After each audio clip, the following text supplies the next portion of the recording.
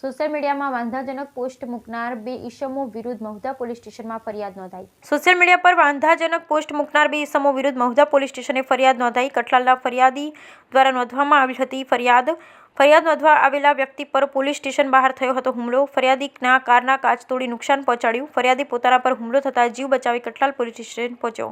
આ મામલામાં મહુધા પોલીસ 38 વ્યક્તિઓ સહિત ટોળા વિરુદ્ધ ગુનો નોંધ્યો। સમગ્ર મામલે પોલીસ અધિક્ષક સહિતનો કાફલો પહોંચી કાર્યવાહી હાથ ધરાઈ હતી। મહુધામાં ચુસ્ત પોલીસ બંદોબસ્ત, ફ્લેગ માર્ચ યોજાઈ હાલ શાંતિનો માહોલ જોવા મળ્યો હતો। Bureau report Nisar Shaikh, Mahudha. ઘટનાક્રમ પોલીસની કાર્યવાહી અને હાલની સ્થિતિ।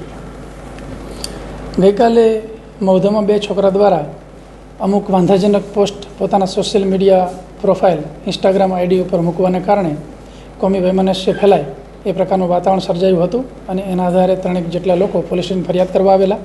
એ બાબતમાં ગુનો દાખલ થયો।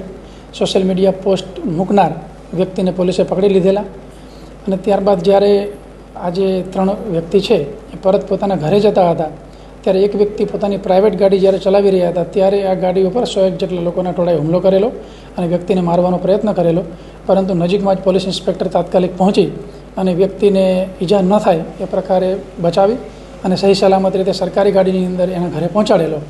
અને આ જે લોકોનું ટોળું હતું જે હુમલો કર્યો એ બાબતમાં ગુનો દાખલ થયેલ છે। અન્ય પણ એક ગુનો દાખલ થયેલ છે અને અમુક આરોપીઓને ટોળા પૈકી પકડવામાં આવેલા છે અને ઇન્ટ્રોગેશન પણ ચાલુ છે। જે આરોપીઓની વિરુદ્ધમાં પુરાવા મળશે એમની ધરપકડ કરી કાયદેસરની કાર્યવાહી કરવામાં આવશે। અને ખાસ કે નડિયાદ ટાઉનની અંદર જે સંવેદનશીલ જગ્યાઓ છે એ તમામ જગ્યાએ જિલ્લાભરનો પોલીસ બંદોબસ્ત ગોઠવવામાં આવેલો છે। સિનિયર અધિકારીઓ સતત પેટ્રોલિંગ કરી રહ્યા છે, સ્ટાફને ગાઈડ કરી રહ્યા છે અને કોઈપણ પ્રકારની અનિચ્છનીય ઘટના ન બને એ માટે તકેદારી રાખી રહ્યા છીએ। આવતીકાલે ઈદે મિલાદનું જુલુસ છે, પરમ દિવસે ગણેશ વિસર્જનનો મુખ્ય તહેવાર છે, તો એ બાબતે પણ નગરજનોને વિનંતી છે કે કોઈપણ પ્રકારની ખોટી અફવામાં ન આવે અને શાંતિ જાળવી રાખે।